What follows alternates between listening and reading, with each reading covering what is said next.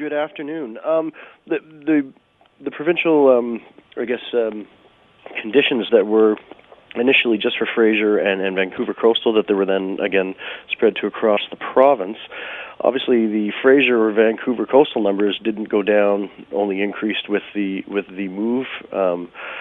With those conditions, and obviously that seems to be playing out across the province now. What are the next steps in the provincial playbook that we could expect to see next week or further into the holiday season?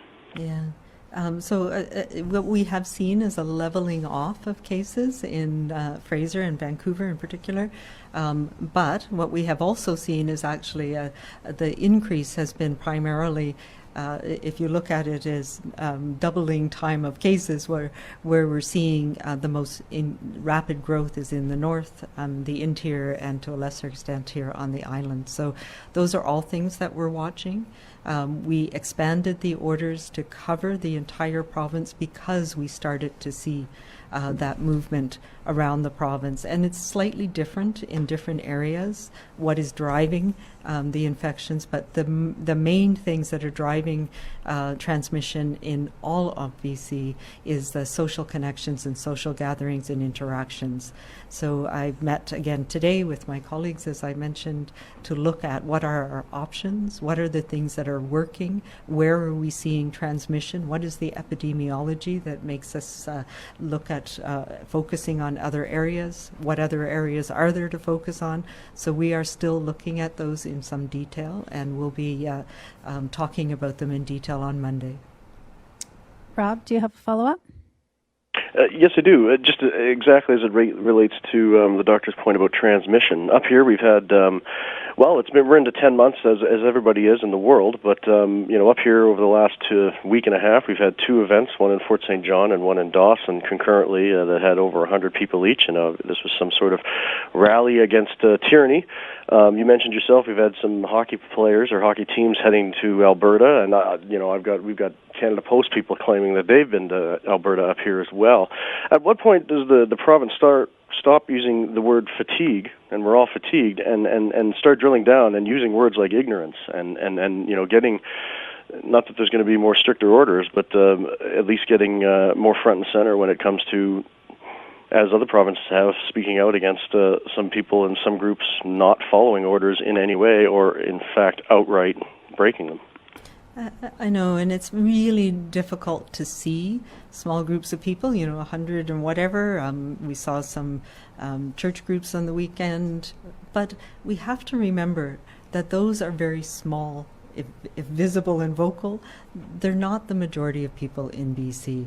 And we need to focus on the fact that most of us are doing the right thing. And it is, how can I say it? I'm incredibly grateful, because that is what is going to make the difference.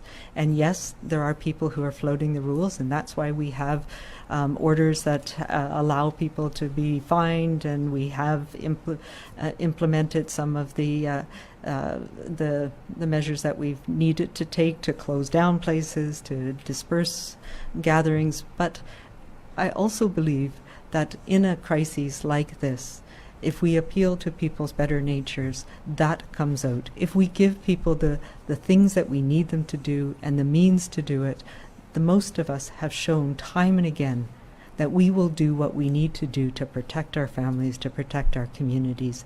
And it's a very small group of people that we often focus on that causes outrage.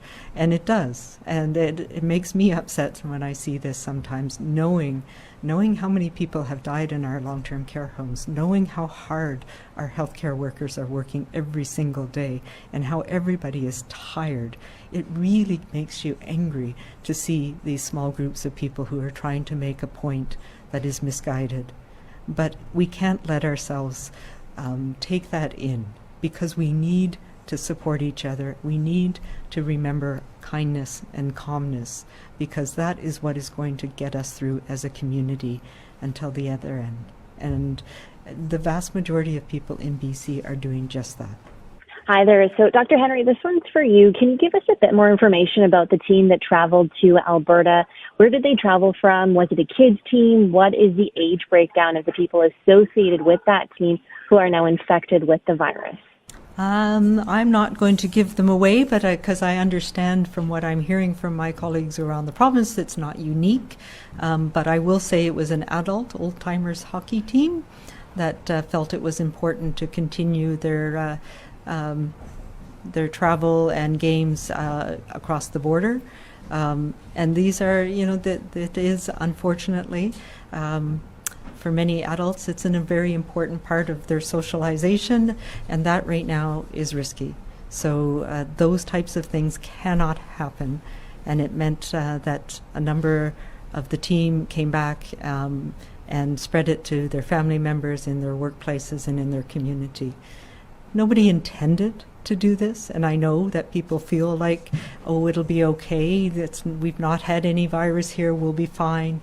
But this is just another cautionary tale that right now you cannot take these types of license from the restrictions that we've put in place for all of our safety. So it cannot happen. Zara, do you have a follow-up?